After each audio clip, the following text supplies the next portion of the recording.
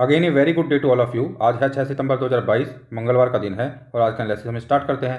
तो first of all आप आपकी स्क्रीन के ऊपर जो इमेज देख पा रहे हो वो है शेख हसीना जी की, जो कि बांग्लादेश की प्राइम मिनिस्टर है, इंडिया के अपने विजिट के ऊपर आई हुई हैं और राष्ट्रपति भवन के अंदर अपने भाषण के दौरान बोलती हैं कि उनको काफ़ी उम्मीद है इंडिया और बांग्लादेश के इकोनॉमिक जो रिलेशन है वो काफ़ी आगे जाएंगे, अच्छे होंगे, मजबूत होंगे। वैसे ही इंडिया और बांग्लादेश की फ्रेंडशिप काफ़ी स्ट्रांग होगी और बहुत सारी जो प्रॉब्लम्स हैं इंडिया और बांग्लादेश के बीच में वो रिजॉल्व हो जाएंगी, ऐसी वो उम्मीद करती हैं। सेकंड न्यूज़ के अंदर बताया गया है कि रिलायंस इंडस्ट्री ने एक्वायर किया है majority stake in US based Sensefog company के अंदर। अब हम आगे बढ़ते हैं और देखते हैं राजपथ को रिनेम किया जाएगा कर्तव्य पथ के नाम से, ये बोला जा रहा है। तो राजपथ जो है जिसको कि रिडेवलप्ड किया गया है और सेंट्रल विस्टा एवेन्यू जो पूरा प्रोजेक्ट चल रहा है जिसमें कि काफ़ी चीज़ों को रिडेवलप्ड किया जा रहा है, वहीं पर राजपथ को अब रीनेम भी किया जाएगा और उसका नाम रखा जाएगा कर्तव्य पथ। अब हम आगे बढ़ते हैं सॉरी। तो यहाँ पे क्या है, ट्रूस लिज ट्रूस ने क्या किया है, कंजर्वेटिव जो रेस है यूके की प्राइम मिनिस्टर की उसको जीता है। तो ये कंजर्वेटिव पार्टी के इंटरनल वोटिंग सिस्टम में उनको किस मेंबर को as a prime minister candidate रखना है उसके रिगार्डिंग उनकी वोटिंग हुई है, उसमें 57% वोट्स मिले हैं ट्रूस को। वहीं पे इंडियन ओरिजिन के जो ऋषि सुनक हैं, ठीक है, उनको मिले हैं नंबर ऑफ वोट्स 42% वोट्स। तो इस तरह से वो रेस से बाहर हो गए हैं और लिज ट्रूस 56 प्राइम मिनिस्टर रहने वाली हैं ब्रिटेन की और थर्ड वुमेन रहेंगी जो कि इस पोजीशन को रखेंगी। तो ये था इस न्यूज़ के रिगार्डिंग। अब हम आगे बढ़ते हैं। तो यहाँ पे आप देख सकते हो कि हमने एक मैप लगाया गया है जिसमें मैप लगा रखा है जिसमें दिखाया है कि स्कॉटलैंड ये है, यहाँ पे इंग्लैंड है, यहाँ पे वेल्स है, यहाँ पे नॉर्दर्न आयरलैंड है और ये आयरलैंड है। तो आपको ये ध्यान रखना है, आपको ये बताना है कमेंट बॉक्स के अंदर कि कौन कौन सी टेरिटरीज है जिनको मिला के यूके बनता है और कौन कौन सी टेरिटरीज है जिनको मिला के ब्रिटेन बनता है। और जो ब्रेग्जिट हुआ है उसके बाद में नॉर्दर्न आयरलैंड और आयरलैंड के बीच में कुछ क्या एग्रीमेंट्स वगैरह साइन हुए हैं, तो इन सभी चीज़ के रिगार्डिंग आपको क्लेरिफिकेशन देना है कमेंट बॉक्स के अंदर।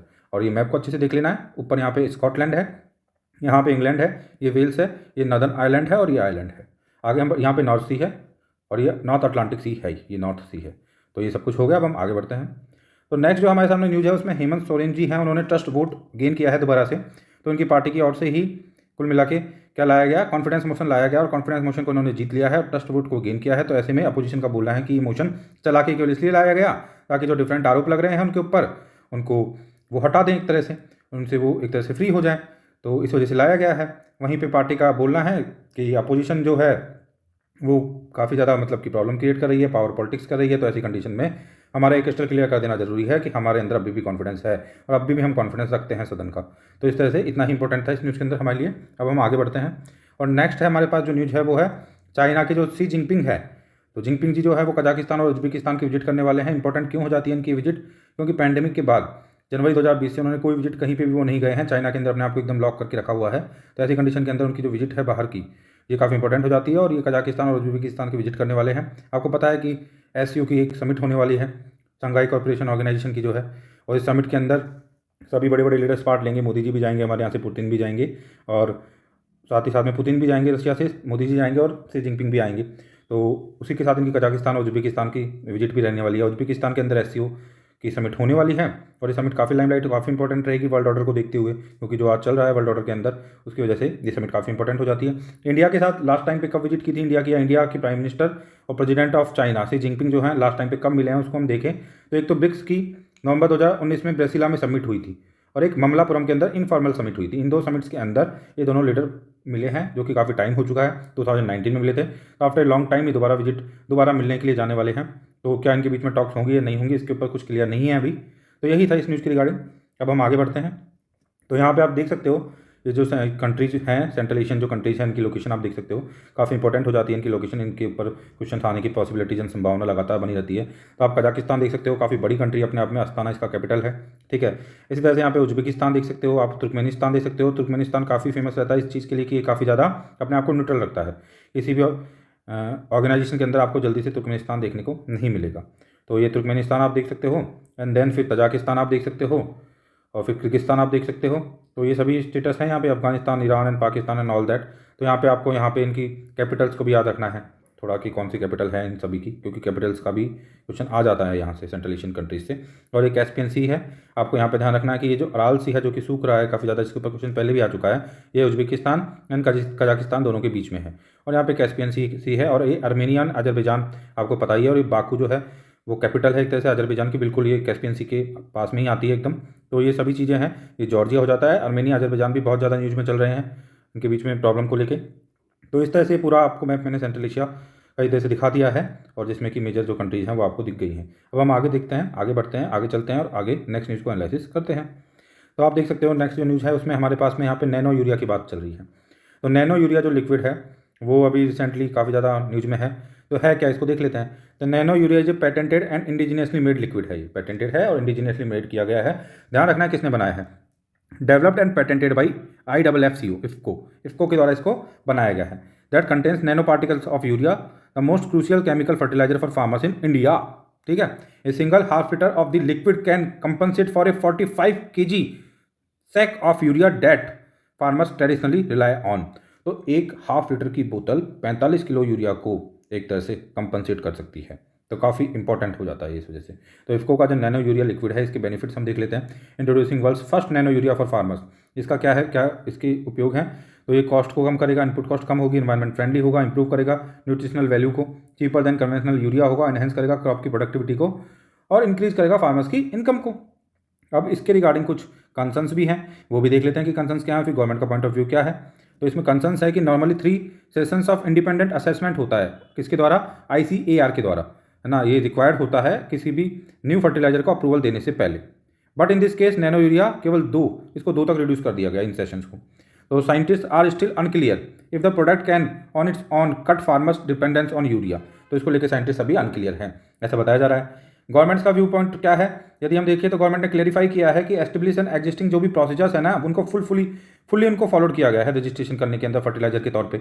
और जो फर्टिलाइजर कंट्रोल ऑर्डर FCO 1985 है उसके जितने भी प्रोसीजर होते हैं उनको फॉलो किया गया है, ये गवर्नमेंट बोल रही है। एंड आगे गवर्नमेंट बोलती है nano urea has been provisionally notified under FCO based on encouraging results and feedback received from ICAR and state agriculture universities. तो गवर्नमेंट का पॉइंट ऑफ व्यू ये है। अब हम नेक्स्ट न्यूज़ के ऊपर चलते हैं। तो नेक्स्ट जो न्यूज़ है वो भी एक काफ़ी इंपॉर्टेंट न्यूज़ है LNG फ्यूल्ड ग्रीन ट्रक के रिगार्डिंग। तो ये एनर्जी वाले इंजन, यूरिया वाले, इस तरीके के जो सवाल हैं काफ़ी इंपॉर्टेंट हो जाते हैं यहाँ पे। तो startup backed by blue energy Motors, एक स्टार्टअप है जो कि बैक्ट की गई है ब्लू एनर्जी मोटर्स के द्वारा। उन्होंने क्या किया है, फर्स्ट इंडिया का LNG फ्यूल्ड ग्रीन ट्रक बनाया है चकन इन पूना के अंदर, चकन इन पुणे। तो ये बनाया है।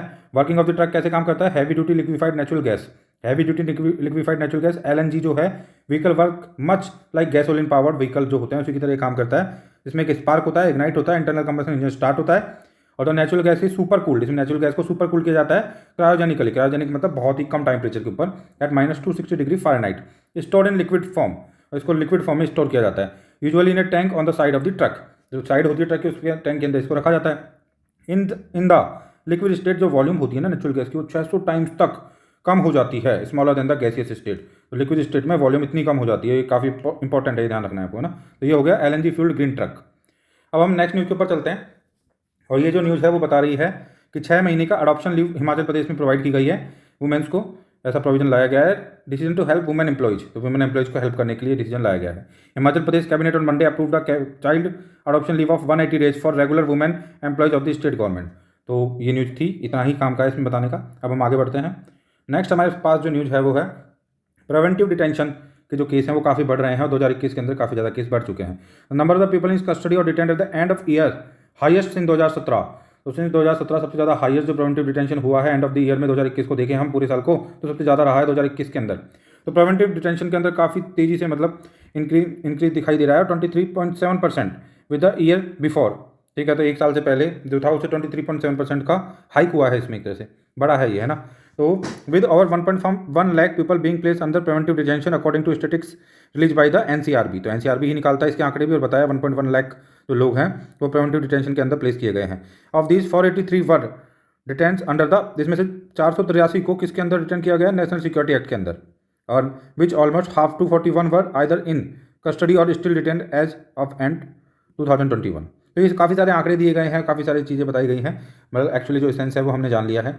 यहाँ पे आगे बताया गया है कि काफ़ी सारे जो केसेज हैं वो UAPA के अंदर चल रहे हैं और Maharashtra control of organised crime के अंदर काफ़ी सारे प्रिवेंटिव डिटेंशन वगैरह किए गए हैं, ये भी आगे इसमें बताया गया है।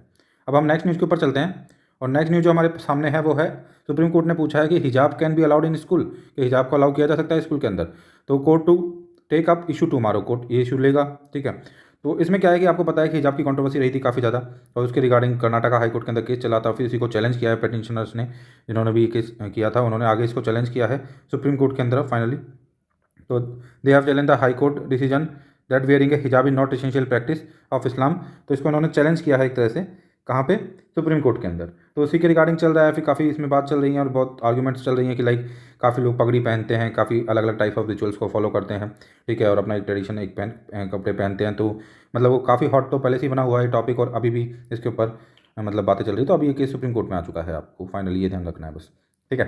अब हम आगे बढ़ते हैं और हम देखते हैं कि अगेन काफ़ी ज़्यादा हमने बात की हुई है बांग्लादेश और इंडिया के बीच में। जो लास्ट हमारे 1-2 दिन के एनालिसिस थे उसमें भी हमने बांग्लादेश और इंडिया के बीच के रिलेशंस क्या रहे हैं, पास्ट में क्या रहे, अभी क्या प्रोस्पेक्ट है, फ्यूचर में क्या उसके और एडवांटेज हो सकते हैं यदि हमारे टाइज अच्छे रहते हैं, तो उनकी इंटरनल पॉलिटिक्स के साथ हम किस तरह से अलाइंड हो सकते हैं, नहीं हो सकते हैं, ऑल स्टेक होल्डर अप्रोच को कैसे अपना सकते हैं, वो सभी बात हमने ऑलमोस्टली कर ली है। तो इसको दोबारा से लेना इज़ नॉट इंपॉर्टेंट। तो इसमें वाटर के ऊपर, पावर के ऊपर, डिफेंस के ऊपर पैक्ट्स वगैरह होने की पॉसिबिलिटीज़ हैं यहाँ पे काफ़ी। जब हसीना जी जब दिल्ली में आई हुई हैं तो इसमें चिटगांव हिल ट्रैक्स जो हैं उसके रिगार्डिंग भी बात चल रही है, चिटगांव हिल ट्रैक के रिगार्डिंग। और यहाँ पे एक कम्युनिटी है, उस कम्युनिटी का आपको नाम याद रखना है, चकमा, ठीक है। और चकमा कम्युनिटी के बारे में आपको गूगल पे जाके पढ़ लेना है, हजोंग एंड चकमा।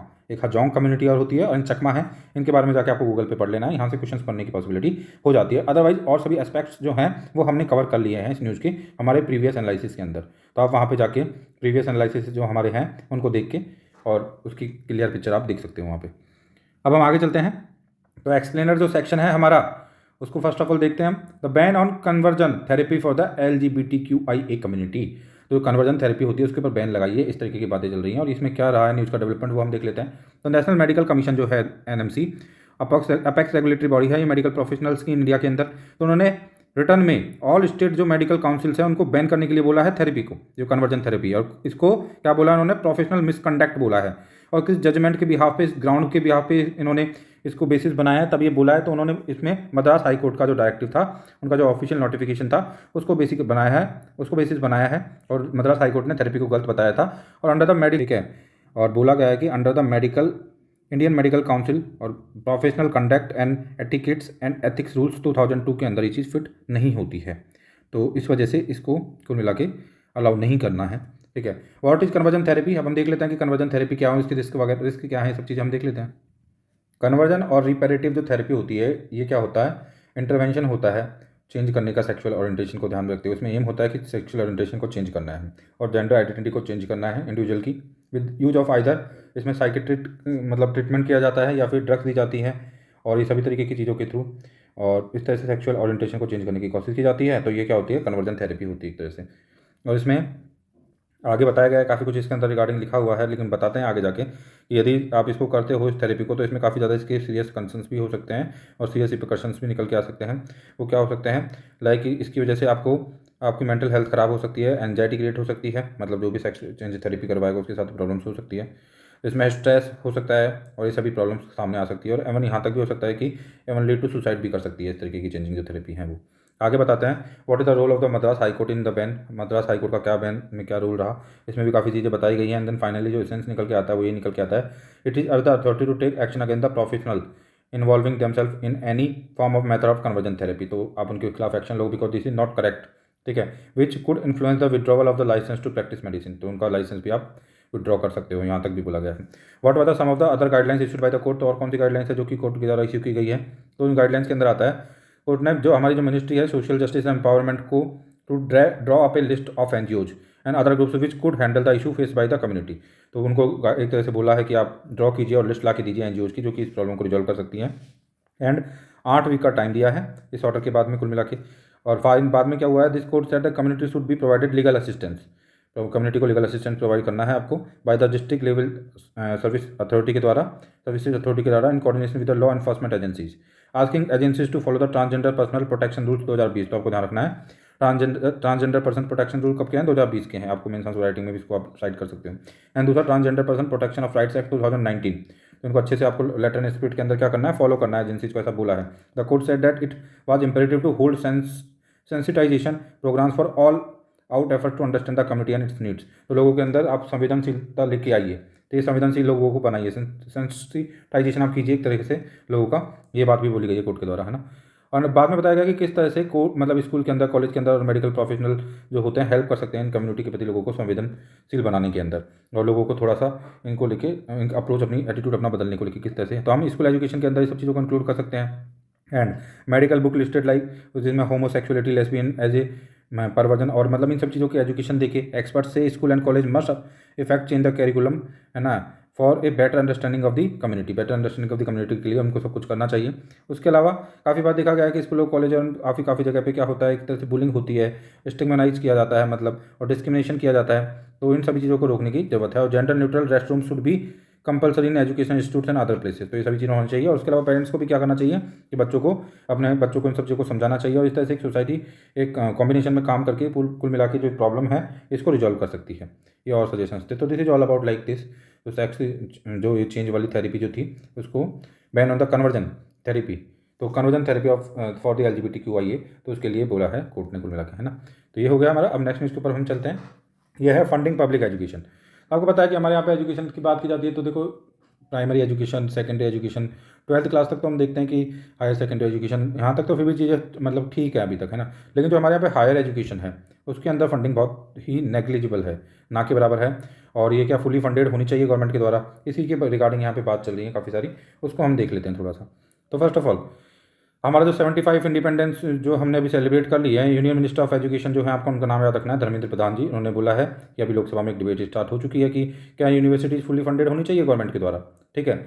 और जनरल फाइनेंशियल रूल जो 2017 के थे उनके अंदर कुल मिला के encouragement of autonomous bodies to maximise generation of internal resources की बात की गई थी। तो कुल मिला के इसकी कॉन्ट्राडिक्टरी स्टेटमेंट हो जाती है तरह से, जब उन्होंने बोला है कि जो ऑटोनमस बॉडीज हैं उनको मैक्सिमाइज करना चाहिए generation of the internal resources के थ्रू, अपना सेल्फ सफिशिएंसी मेंटेन करनी चाहिए। तो इस तरीके की बातें फिर उसके अपोज में हो गई एक तरह से। स्टिल द मिनिस्टर्स का रिमार्क आता है, वो शॉकिंग होता है थोड़ा सा, है ना, कुछ ही वीक्स के बाद में, while launching education skill development जो प्रोग्राम को लॉन्च किया जाता है उसके द्वारा, है ना, launch of A NEP, 2 years launch of A NEP। तो देखो अब आगे हम देखते हैं। कुल मिला के बोलना चाह रहे हैं यहाँ पे जो सेंस है वो यही है कि आपने जो फाइनेंशियल रूल 2017 लेके आया हो, जनरल फाइनेंस रूल 2017 में तो आपने बोला है ऑटोनमस जो भी हायर एजुकेशन इंस्टीट्यूट वगैरह जितने भी है सबको कि आप अपना इंटरनल मैकेनिज्म के थ्रू अपने आप को सेल्फ सफिशिएंसी को अचीव कीजिए। सेकंड बात आप ये बोल रहे हो कि क्या फुली फंडेड होनी चाहिए ऊपर वाली जो यूनिवर्सिटीज़ हैं वो सभी। तो ये दोनों जो चीज़ें हैं आपस में कॉन्ट्राडिक्ट कर रही हैं, यहाँ पे ये बताया जा रहा है ना। और आगे बोलते हैं कि होम मिनिस्टर जी जो हैं हमारे, नेशनल एजुकेशन जो पॉलिसी है उसमें होम मिनिस्टर जी जो हैं उन्होंने बोला एक तरह से कि वाइब्रेंट डेमोक्रेसी के लिए, है ना, उसको एड्रेस करते हुए, नेशनल एजुकेशन पॉलिसी को एड्रेस करते हुए होम मिनिस्टर अमित शाह जी ने बोला है कि वाइब्रेंट जो डेमोक्रेसी के लिए पब्लिक एजुकेशन सिस्टम, ठीक है, एक अच्छा पब्लिक एजुकेशन सिस्टम होना जरूरी है, पब्लिक एजुकेशन सिस्टम में बहुत ही वाइटल रोल प्ले करता है, ये बोला है उन्होंने। आगे देखते हैं हम नेशनल एजुकेशन जो पॉलिसी है 2020 की, उसके रिगार्डिंग कुछ देख लेते हैं। तो आपको पता है NEP 2020 आ चुकी है, उसने क्या किया है, उनका एक तरह से विजन है उसका कि प्रमोट करना है एक्सेस को, इक्विटी को एंड इंक्लूजन को, ठीक है, और काफ़ी चीज़ों को लेके आना है, एनरोलमेंट वगैरह बढ़ाना है, ग्रोथ एनरोलमेंट वगैरह बढ़ाना है एजुकेशन में, हायर एजुकेशन में, सब जगह। तो काफ़ी सारे मल्टीपल उसके गोल्स हैं। तो यहाँ पे कुछ आंकड़े बताते हैं ऑथर, जिसमें बोलते हैं कि कुल मिला के NEP ने अब बोला है कि भाई 6% ऑफ द GDP का जो गोल है उसको हमको एनविसाइज करना है, जो कि 1968 की पॉलिसी में ही रखा गया था लेकिन अब तक कभी फुलफिल नहीं हो पाया, और रिट्रेट किया गया था, वापस से फोकस किया गया था कि GDP का 6% जाना चाहिए एजुकेशन के अंदर 1986 की पॉलिसी के अंदर, है ना। फिर रीअफर्म किया गया था 1992 के अंदर, लेकिन आज तक हो नहीं पाया। तो अब तो जरूरी है कि ये हो ही हो कुल मिला के। तो यहाँ पे बात चल रही है वाली, है ना। और NEP 2020 said that level of the public funding was extremely critical for achieving the high quality and equitable public education that is truly needed for Indian future economic, social, cultural, intellectual progress and growth. आगे बताते हैं कुल मिला के कि भाई आपका national education commission था, जिसको कि कोठारी कमीशन के नाम से भी जानते हैं। तो आपको पहले तो यह ध्यान रखना है, national education commission also known as Kothari commission, which was the precursor of the 1968 policy, जो कि प्रीकर्सर था 1968 की पॉलिसी का। Higher education should have been getting at least 2% of the GDP मिलना चाहिए। इन कॉन्ट्रास्ट, इसके कॉन्ट्रास्ट में expenditure on higher education by central and the states have together, है ना, कितना है 0.86, अब 2010-11 में था, जो कि 0.52% हो गया है 2019-20 में, तो और ज़्यादा कम हो गया है। तो ये काफ़ी ज़्यादा मतलब अपने आप में एक प्रॉब्लमेटिक चीज़ है। Disquieting that the centre's expenditure on higher education drop from 0.33% of GDP in 2010 level to 0.16 in 2019 and 20। तो हायर एजुकेशन के अंदर तो उल्टी शेयरिंग जो है कम हो गई है, जबकि बताया गया था हायर एजुकेशन के अंदर 2% तो होनी ही चाहिए। ये हायर एजुकेशन है, 6% हम ओवरऑल बात कर रहे हैं, ठीक है, एजुकेशन के अंदर। तो हायर एजुकेशन के अंदर 2% की बात की गई थी, जो जबकि अब तक भी कितनी ज़्यादा कम है, और 2010-11 की तुलना में भी कम हुई है और भी ज़्यादा। तो आगे और बताया गया है कि भाई रेवेन्यू वगैरह का जनरेशन तो ठीक ठाक हो रहा है, मतलब कि ठीक ठाक हुआ है, बड़ा है, लेकिन उसकी शेयरिंग, उसमें शेयरिंग जो है वो काफ़ी कम हो गई है। लाइक यहाँ पे 2.60 से 1.85, मतलब 2.60 से 1.85 हो गई है 2022-23 के अंदर। कौन सी sharing? Union government expenditure on higher education as a percent of the revenue receipt, so I decline. तो देखो कितना डिक्लाइन हुआ है, ठीक है। तो ये सब चीज़ें आंकड़ों के थ्रू बताया गया है, यहाँ पे शो किया गया है कि हमारी adequate amount of the higher education की फंडिंग नहीं है जो कि रिक्वायर्ड है एक अच्छी कंट्री को बनाने के लिए, ठीक है। तो कॉन्सिक्वेंसेज जो प्राइवेटाइजेशन के कॉन्सिक्वेंसेज क्या होते हैं आपको पता ही है काफ़ी हद तक। भैया इससे होता क्या है, काफ़ी ज़्यादा प्राइवेटाइज अब कर दोगे हायर एजुकेशन तो फीसेज बहुत ज़्यादा हो जाएंगी, ठीक है, और लोगों को खुद से पैसा देना पड़ेगा, उनका बहुत ज़्यादा पैसा उसके अंदर जाएगा, लोन्स लेने होंगे, गरीबी के अंदर वो जाएंगे और काफ़ी ज़्यादा मतलब एक प्रॉब्लम क्रिएट होगी सोसाइटी के अंदर, फीस के ऊपर भी काफ़ी ज़्यादा मतलब कंट्रोल नहीं रह पाएगा, तो ऐसी कंडीशन के अंदर प्रॉब्लम्स वगैरह होगी। तो एनईपी ने 2020 के अंदर जो एनईपी 2020 में आई है उसने इन्विसार्ज किया है बहुत सारे अपने गोल्स रखे हैं, जिसमें से एक जो इन्विसार्ज उन्होंने किया है, जो विजन उन्होंने देखा है, जो वो सोच रहे हैं कि ऐसा होना चाहिए, जो एम है एक तरह से बोल सकते हैं, वो है कि डबल करना है एक तरह से एनरोलमेंट को 2035 तक हायर एजुकेशन के अंदर, ठीक है। Considering the fact of the social and economic lights the rich and the affluent have already cross a gross enrolment ratio of 100%, the growth for future growth is higher education has to come from the socio economically disadvantage groups. तो आगे जो growth आएगी, देखो जो rich हैं, जो elite हैं, इलिट्स जो हैं, जो रिच हैं वो तो एक्चुअली में फॉलो कर ही रहे हैं, उसमें तो कोई दिक्कत वाली बात ही नहीं है, उनको तो 100% जो मतलब उनका एनरोलमेंट वगैरह जा रहा है। लेकिन आपको यदि एनरोलमेंट बढ़ाना है और ज़्यादा, तो आपको अब जो लोअर तबका है उसके ऊपर भी फोकस करना पड़ेगा, तो उसके लिए आपको फिर पब्लिक फंडिंग तो करनी ही पड़ेगी इंस्टीट्यूट्स के अंदर। तो यही यहाँ पे बात चल रही है। बाद में बताया जा रहा है कि disputes about the level of the poverty, it is now reality that 62.5% of our population have to be provided free ration to save them from destitution। जब इतने सारे लोगों को फ्री रेशन प्रोवाइड किया जा रहा है तो आप कैसे सोचते हो कि वो हायर एजुकेशन में जा पाएंगे यदि आप फंडिंग प्रोवाइड नहीं करोगे तो। और हमारी कंट्री को हमको आगे लेके जाना है, अपने विजन्स को फुलफिल करना है, तो हमें कुल मिलाकर हायर एजुकेशन में लोगों को मतलब इनरोल करवाना होगा, उनको एमिनिटीज़, उनको फैसिलिटीज़ वगैरह प्रोवाइड करनी होगी, तभी जाके हम अपना जो इंटेलेक्चुअल मतलब कि हमारा जो पोटेंशियल हो सकता है उसको हम यूटिलाइज कर पाएंगे। यही सब इसमें लिखा हुआ है। तो कुल मिला के हायर एजुकेशन की भी पब्लिक फंडिंग होना रिक्वायर्ड है, ये यहाँ पे राइटर बताना चाह रहे हैं अपने डिफरेंट पॉइंट्स को बताते हुए। अब हम नेक्स्ट न्यूज़ के ऊपर चलते हैं और ये है difficult path to Indian Pakistan peace. India और जो पाकिस्तान की पीस है उसमें काफ़ी ज़्यादा डिफिकल्टीज़ हैं, उसके रिगार्डिंग यहाँ पे एडिटोरियल ये है और इसमें ये बताया जा रहा है। तो हम देख लेते हैं कि भाई क्या डिफिकल्टीज़ है, क्यों डिफिकल्टीज़ है, कैसी डिफिकल्टीज़ है, क्या प्रॉब्लम आने वाली है। तो यहाँ पे दिखा हुआ है कि फर्स्ट ऑफ ऑल तो इन्होंने बताया कि भाई इमरान खान का रिजीम था, उसके बाद में अभी जो रिजीम चल रहा है वो गवर्नमेंट पाकिस्तान में प्राइम मिनिस्टर जो हैं वो शहबाज शरीफ हैं, जो कि नवाज शरीफ के भाई हैं प्राइम मिनिस्टर राइट नाउ, और उनके यहाँ पे जो अभी आर्मी चीफ हैं वो कुंवर जो है बाजवा हैं। तो बाजवा जी जो हैं वो कुल मिलाकर काउंटर कर रहे हैं। अभी जो बात चल रही थी काफ़ी ज़्यादा कि रिस्टोर करना चाहिए दोबारा टाइज को इंडिया के साथ, कौन सी ट्रेड की टाइज को, और एक्सपोर्ट इंपोर्ट स्टार्ट होना चाहिए, तो काफ़ी बातचीत चल रही थी इसके रिगार्डिंग अंदर, है ना। तो उसको बाजवा जी ने काफ़ी हद तक काउंटर किया है, आर्मी जो चीफ है पाकिस्तान के। उसके अलावा जो सेंटीमेंट पाकिस्तान के अंदर क्राउड का है, पॉपुलेशन का है, वो भी काफ़ी हद तक एंटी है इसके, है ना। तो बैक करता है इसको, बैक नहीं करता है मतलब काउंटर करता है इसको एक तरह से, इस पॉइंट को कि ट्रेड को स्टार्ट करना चाहिए। तो इन सभी प्रॉब्लम्स को कैसे जो है शहबाज शरीफ जी रिजॉल्व कर पाएंगे, जबकि इतनी ज़्यादा डेस्टिट्यूट सिचुएशन कंट्री की बनी हुई है, फ्लड्स आई हुई हैं, अनप्रेसिडेंटेड फ्लड्स हैं, बहुत डिप्लोरेबल सिचुएशन के अंदर पाकिस्तान जा रहा है। तो इंटरनल जो काउंटरिंग है और जो आर्मी की तरफ से कुंवर जो बाजवा जी की काउंटरिंग है, उसको काउंटरिंग को कैसे मतलब कि मैनेज करेंगे से जो शहबाज शरीफ जी हैं, और यदि मैनेज नहीं करते हैं और यदि उनके साथ जाते हैं तो फिर काफ़ी दिक्कत होने वाली है उनको, क्योंकि अभी क्राइसिस के अंदर चल रहा है, इकोनॉमिक क्राइसिस है अब पाकिस्तान के अंदर, तो काफ़ी ज़्यादा डिफिकल्टीज है उनकी खुद की इंटरनल मैकेनिज्म में भी, उनकी गवर्नमेंट के लिए भी, ठीक है। तो यहाँ पे बताया जा रहा है, आगे भी फिर आगे फर्दर बताया जा रहा है कि आपके यहाँ पे आगे हम देखते हैं थोड़ा। तो डोमेस्टिक प्रेशर वगैरह भी है, वो मैंने आपको बता दिया है कि जो शरीफ जी हैं उनके ऊपर डोमेस्टिक प्रेशर भी है, और अभी आपको पता है कि नो कॉन्फिडेंस मोशन के थ्रू जिस तरह से इमरान खान को हटाया गया, और अभी वापस जब री इलेक्शन हुए हैं एक प्रोविंस के अंदर पाकिस्तान के, तो वहाँ पे इमरान खान इमर्ज हुए हैं और नेक्स्ट ईयर फिर इलेक्शन हो जाने वाले हैं। तो ऐसी कंडीशन के अंदर शरीफ जी के लिए काफ़ी आसान नहीं हुआ कि वो काउंटर कर पाएँ और आवाम की आवाज़ को भी काउंटर कर पाएँ, ये भी उनके लिए टफ होगा। और इसको ऐसी कंडीशन के अंदर उनको बहुत सारे नॉर्म्स को भी फुलफिल करना है, IMF की जो डिमांड्स है उनको भी फुलफिल करना है, तो और काफ़ी सारी सब्सिडीज उनको कम भी करना पड़ रहा है जो लोगों को दे रहे हैं। तो इन सब कंडीशन, इन सभी सिचुएशंस को देखते हुए यहाँ पे राइटर सजेस्ट करता है कि जो वीकनेस है ना, moment of weakness can be useful to trust building process between rivals. तो ये ट्रस्ट बिल्डिंग प्रोसेस की तरह काम कर सकती है जो अभी वीकनेस है वो। आगे बोलते हैं मिस्टर शरीफ और जो मिस्टर मोदी जी हैं, दोनों की रेपुटेशन जो है कंड्यूसिव है, और इसको इस तरह से वो बता रहे हैं कि मिस्टर मोदी को जो एक तरह से नवाज शरीफ है जो कि ब्रदर है शहबाज शरीफ के, वो वाजपेयी की जी के फॉलोवर के रूप में देखते हैं, और वो आगे इस तरीके की बहुत सारी बातें की गई है ना। फाइनली बात यही निकल के आती है कि मोदी गवर्नमेंट जो है वो भी इसको पॉजिटिव तरीके से देखती है कि यदि आगे शरीफ जी की गवर्नमेंट आती है और फिर यदि मान लो कि वहाँ के मिलिट्री चीफ बदलते हैं और यदि कंड्यूसिव सिचुएशंस बनती हैं, थोड़ी कंस्ट्रक्टिव हार्मोनियस सिचुएशन बनती हैं, तो काफ़ी हद तक चीज़ों को मैनेज करके रिलेशंस को आगे काफ़ी हद तक सही किया जा सकता है। लेकिन सब कुछ काफ़ी हद तक डिपेंड वहाँ पे क्या इलेक्शंस का रिजल्ट रहेगा उस पर भी करेगा, और उसके बावजूद भी ये सब कुछ इतना आसान नहीं रहने वाला है, ठीक है। तो यही सब बात यहाँ पे बोली गई है। देखो आगे लिखा गया है, however the talks too are likely to remain unfruitful until there is pipe, जो पार्टीशन सपोर्ट नहीं होगा ना इन पाकिस्तान और the need to normalise ties, तब तक ये नहीं हो पाएगा। तो इस तरीके की बातें यहाँ पे पूरी चल रही हैं एडिटोरियल के अंदर। अब हम नेक्स्ट देखते हैं, आगे बढ़ते हैं हम न्यूज़ में। तो नेक्स्ट हमारे सामने जो न्यूज़ इन नंबर्स हैं उनके अंदर लिखा गया है इनोवेशन इन टीचिंग। तो काफ़ी सारे 46 नंबर द टीचर्स को रिसीव किया है उन्होंने नेशनल टीचर अवार्ड इनोवेशन में, अपनी टीचिंग में इनोवेशन करने के लिए। Like maths rangoli to teach ship मतलब को टीच करने के लिए maths rangoli, element of the periodical table as roll numbers, introducing bag less days, मतलब different kinds of the innovations के थ्रू काफ़ी लोगों ने कुछ किया है, उसकी वजह से काफ़ी सारे टीचर्स को नेशनल टीचर्स अवार्ड दिया गया है। अब ये नेक्स्ट जो न्यूज हमारे सामने है वो है मिजल्स आउटब्रेक को लेकर। तो ये मिजल्स आउटब्रेक हुआ है जिम्बाब्वे के अंदर, इतना कंसर्न हमारे लिए नहीं है वैसे अभी, ठीक है। अभी आगे देखते हैं यूक्रेन। तो यूने यूक्रेन को काफ़ी हेल्प वगैरह प्रोवाइड किया, उसके रिगार्डिंग ये न्यूज़ है।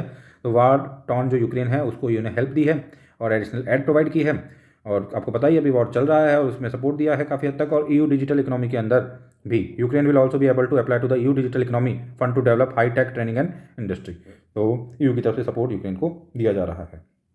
अगली जो हमारे सामने न्यूज़ है वो है सर्विस सेक्टर ग्रोथ को लेकर। 57.2% the service sector activity in August according to seasonally adjusted S&P global India service PMI business activity index के थ्रू ये पता चला है कि 57.2% की service sector activity in August में इंक्रीज हुई है, ग्रोथ हुई है। The services sector activity witness a sharp upturn, है ना, sharp upturn in August from July, है ना। तो इसमें क्या हुआ है कि इंक्रीमेंट हुआ है, उसी के रिगार्डिंग यहाँ पे बताया गया है। While overall new order increase for service firm sharply from July, transport information communication reported a faster spurt in new business volumes as well as output with finance and insurance outperforming all other sub sectors. तो इस तरह से काफ़ी ज़्यादा service sector के अंदर growth देखने को मिली है। तो दिस इज ऑल अबाउट आज के एनालिसिस के बारे में। और अब हम आज का S&T स्टार्ट करेंगे, और S&T I think not S&T, अब हम आज का प्रीलिम्स बूस्टर S&T स्टार्ट करेंगे। तो प्रीलिम्स बूस्टर S&T को हम स्टार्ट करते हैं। ओके, आज प्रीलिम्स बूस्टर S&T के अंदर हम बात करेंगे ऑर्बिट्स की, डिफरेंट काइंड्स ऑफ ऑर्बिट्स को देखेंगे। तो फर्स्ट ऑफ ऑल हम देख लेते हैं कि ऑर्बिट होता क्या है, ठीक है। तो एक कर्व्ड पाथ होता है, ठीक है, ऑर्बिट जो होता है, that an object in space such as star, planet, moon, asteroid, spacecraft वगैरह, जिसमें क्या करते हैं ये सभी जो ऑब्जेक्ट्स होते हैं takes around another object due to gravity. तो ऑर्बिट कुछ नहीं है, कर्व्ड पाथ होता है जिसमें कि स्टार्स होते हैं, प्लेनेट, मून, एस्ट्रॉयड वगैरह ट्रैवल करते हैं, चलते हैं और किसी दूसरे ऑब्जेक्ट की ग्रेविटी के चारों ओर घूमते हैं। ऑब्जेक्ट्स ऑफ द सिमिलर मास जो होते हैं वो क्या करते हैं, each other with neither object at the centre, तो एक दूसरे की तरफ घूमते हैं, एक दूसरे को एक तरह से ऑर्बिट करते हैं, कोई भी इसमें सेंटर में नहीं होता है। वहीं पे जो स्मॉल ऑब्जेक्ट होते हैं वो बड़े ऑब्जेक्ट के चारों तरफ घूमते हैं जनरली, ठीक है। इन आवर सोलर सिस्टम की यदि हम बात करते हैं तो मून ऑर्बिट्स अर्थ, मून ऑर्बिट करता है अर्थ को, अर्थ ऑर्बिट करता है सन को। बट इसका मतलब ये नहीं है कि जो लार्जर ऑब्जेक्ट होता है वो रिमेन कंप्लीटली स्टिल रहता है। लार्जर ऑब्जेक्ट पूरी तरह से स्टिल नहीं रहता है, वो भी मूवमेंट करता है थोड़ी बहुत, उसमें दिखा रखा है बिकॉज ऑफ द ग्रेविटी, है ना, किसकी, मून की ग्रेविटी की वजह से earth is pulled slightly from the centre by the moon. तो मून को थोड़ा, मून जो है खींचता है अर्थ को थोड़ा सा, है ना। उसी तरह से बाद में क्या होता है कि इसी तरह से सन को भी, sun is pulled slightly from the centre by Earth and other planets. तो ये जो दूसरे प्लैनेट होते हैं तो हर कोई एक दूसरे को खींच रहा होता है, हम ऐसे बोल सकते हैं एक तरीके से। तो यहाँ पे देख सकते हो आप जो टाइड्स आते हैं हमारे यहाँ पे, वो यही रीजन होता है कि मून का जो ग्रेविटेशनल फोर्स होता है वो अर्थ को खींचता है अपनी ओर। The height of the orbit और distance between the satellites and Earth surface determines, तो ऑर्बिट की जो हाइट होगी ना वो किससे डिटरमाइंड होगी, वो डिटरमाइंड होगी कुल मिला के हाउ क्विकली द सैटेलाइट, आगे दोबारा इसको देखना है, the height of the orbit और distance between the satellites, orbit की हाइट कितनी रहेगी और डिस्टेंस कितनी रहेगी सैटेलाइट्स के बीच में, एंड अर्थ की सरफेस, है ना, ये डिटरमाइंस करती है how quickly the satellite move, satellite कितनी तेजी से मूव करेगा, ठीक है। And Earth orbiting satellites motion is mostly control by Earth gravity, Earth की ग्रेविटी के थ्रू कंट्रोल होता है। आगे देखते हैं, the orbits can be categorise as high earth orbit, medium earth orbit and low earth orbit के तौर पर इनको कैटेगराइज किया जा सकता है। तो इनको हम देखते हैं different kinds of the orbits को। तो आप आगे बढ़ते हैं, हम पहले लो अर्थ ऑर्बिट को हम देख लेते हैं कि क्या है लो अर्थ ऑर्बिट। तो an orbit that is relatively close to earth surface, एक ऑर्बिट जो कि अर्थ की सरफेस के पास में रहता है। It is normally at the altitude of less than 1000 kilometre but could be as low as 160 kilometre above the earth. 160 kilometre से लेकर 1000 किलोमीटर तक का जो ऑर्बिट होता है उसको हम लो अर्थ ऑर्बिट जनरली बोल देते हैं। LEO is commonly use for communication, इसको हम जनरली कम्युनिकेशन के लिए यूज में लेते हैं। इस तरीके का जो अर्थ ऑर्बिट होता है उसको वहाँ पे जो भी हम चीज़ें प्लेस करते हैं, सैटेलाइट्स प्लेस करते हैं, वो कम्युनिकेशन के लिए काफ़ी यूज में लिए जाते हैं एंड रिमोट सेंसिंग के लिए, as well as international space station जो है और हबल स्पेस जो टेलीस्कोप हुआ करता था जिसको कि जेम्स वेब रिप्लेस कर रहा है एक तरह से, ये दोनों भी कहाँ पे हैं, लो अर्थ ऑर्बिट के अंदर ही है। ये क्वेश्चन कभी आ सकता है, तो आपको ध्यान रखना है कि इंटरनेशनल स्पेस स्टेशन और हबल स्पेस टेलीस्कोप जो था वो लो अर्थ ऑर्बिट में था, है ना, और इंटरनेशनल स्पेस स्टेशन लो अर्थ ऑर्बिट के अंदर है। ISS की तो जहाँ तक बात की जाती है तो 400 किलोमीटर की ऊंचाई के आसपास ये है ISS, आपको ध्यान रखना है। Satellite space in LEO orbit generally circle the earth once in 90 minutes, तो जनरली 90 मिनट के अंदर सर्किल करते हैं अर्थ को, जो LEO के अंदर रखे जाते हैं ना सैटेलाइट्स वो। नेक्स्ट चलते हैं हम मिडिल अर्थ ऑर्बिट की बात करते हैं। तो मीडियम या मिडिल अर्थ जो ऑर्बिट होता है वो कंप्राइज करते हैं wide range of the orbits anywhere between LEO and GEO। तो आपका जियो सिंक्रोनस, ठीक है, जो अर्थ ऑर्बिट है वहाँ से लेके, और LEO जो है आपका लो अर्थ ऑर्बिट तक different kinds of the range हो सकती है मिडिल अर्थ ऑर्बिट की। ओके, ये जियो सिंक्रोनस हो सकता है, जियो स्टेशनरी हो सकता है, तो जियो अर्थ ऑर्बिट होता है, कैसे हम बोल सकते हैं ना, GEO जो है। It is similar to LEO जो MEO होता है। That is also does not need to take specific path around earth and it is use by a variety of the satellites with many different applications. अब हम इसको देख लेते हैं, इसकी रेंज 2000 किलोमीटर से 35,780 किलोमीटर तक ये जाता है। Generally takes 12 hours for satellite to complete a rotation around the earth. Generally 12 घंटे लगते हैं, इसमें ध्यान रखना है, सवाल बन सकता है ना। MEO is commonly use for navigation system. MEO को जनरली हम नेविगेशन सिस्टम के लिए यूज में लेते हैं, इंक्लूडिंग द यूएस का जो ग्लोबल पोजिशनिंग सिस्टम GPS है, वो हम एक तरह से बोल सकते हैं कि मिडिल अर्थ ऑर्बिट के अंदर ही है। तो this is all about MEO। अब हम आगे बढ़ते हैं, हायर अर्थ ऑर्बिट की बात करते हैं। तो when A satellite reach 42,164 kilometres from the earth centre से जब वो 42,164 किलोमीटर की ऊंचाई पे चला जाता है, क्योंकि 36,000 किलोमीटर सरफेस से ऊपर मानेंगे, क्योंकि उसके अलावा जो है 6, एक तरह से हम बोल सकते हैं 6.1, इसमें से यदि इसको हटाएंगे तो हम बोल सकते हैं कि 6.4 जो है वो अर्थ की रेडियस निकल के यहाँ पे आ रही है। तो आप यदि इसमें से इसको सब्सट्रैक्ट करोगे 42,164 में से 36,000 को, तो ये कितना निकल के आएगा 6,164। तो ये आपकी क्या निकल के आएगी, जस्ट ए मिनट, ये अर्थ की रेडियस आपको निकल के आ जाएगी। ठीक है, यहाँ पे जितना भी आंकड़े हैं अप्रोक्सीमेटली देख लेना है ना। तो ये आपके अर्थ की रेडियस हो जाएगी, तो सरफेस से देखेंगे तो इतना आ जाएगा, और यदि हम सेंटर से देखते हैं तो इतना हो जाएगा। Because satellite in this orbit provide a study view of the same surface, तो इन्हें क्या बोल दिया जाता है, जियो स्टेशनरी ऑर्बिट बोल दिया जाता है, particularly use for the weather monitoring. तो यहाँ पे जो सैटेलाइट्स होते हैं वो यदि एक स्टडी मतलब एक स्थिर व्यू देते हैं तो उसे हम स्टेशनरी बोल देंगे, और ये वेदर की मॉनिटरिंग के लिए यूज में लिया जाता है, एंड कम्युनिकेशन के तौर पे भी इसको यूज में लिया जाता है, लाइक फोन्स के लिए, टेलीविजन के लिए, रेडियो के लिए, रेडियो वगैरह के लिए, है ना। At this height the orbit height of the satellite becomes equal to the earth rotation speed. तो यहाँ पे जो ऑर्बिट की हाइट होती है वो कुछ अर्थ की रोटेशनल स्पीड के बराबर हो जाती है। इसी वजह से so this orbit eight this height is called a Jio synchronous और जियो स्टेशनरी ऑर्बिट बोला जाता है, इस वजह से इस हाइट पे जो ऑर्बिट होता है उसको। अब हम जियो स्टेशनरी को देख लेते हैं। ओके, तो जियो स्टेशनरी जो ऑर्बिट है उसमें बता रखा है geostationary orbit also referred at geosynchronous और इक्वेटोरियल ऑर्बिट। ठीक है, geosynchronous orbit is high earth orbit that allow satellites to match Earth rotation. तो यहाँ पे क्या होता है, इतनी ऊंचाई पे होता है, ऊंचाई आपको ध्यान रखनी है। Because the satellite orbits at the same speed that the earth is turning the satellite seems to stay in place over a single longitude. तो सिंगल लॉन्गिट्यूड पे नजर आता है हमेशा सैटेलाइट यहाँ से। ठीक है, आगे बढ़ते हैं। अब ट्रांसफर ऑर्बिट जो फाइनली हमारा है इसको देख लेते हैं, और जियो स्टेशनरी ट्रांसफर ऑर्बिट, ये क्या होते हैं transfer orbit and geo stationary transfer orbit, इनको थोड़ा देख लेते हैं। तो transfer orbit are use to get from one orbit to another orbit, एक ऑर्बिट से दूसरे ऑर्बिट में जाने के लिए ट्रांसफर ऑर्बिट्स को यूटिलाइज करते हैं। When satellites are launch from earth to earth and carry to space with launch vehicles, जब सैटेलाइट्स को हम अर्थ से लॉन्च करते हैं और उनको स्पेस तक लेके जाते हैं लॉन्च व्हीकल्स के थ्रू, तो satellites are not always place directly on their final orbit. तो सैटेलाइट्स को डायरेक्टली उनके फाइनल ऑर्बिट में प्लेस नहीं किया जाता है। ऑफन जनरली देखा जाता है satellites are instead place on a transfer orbit.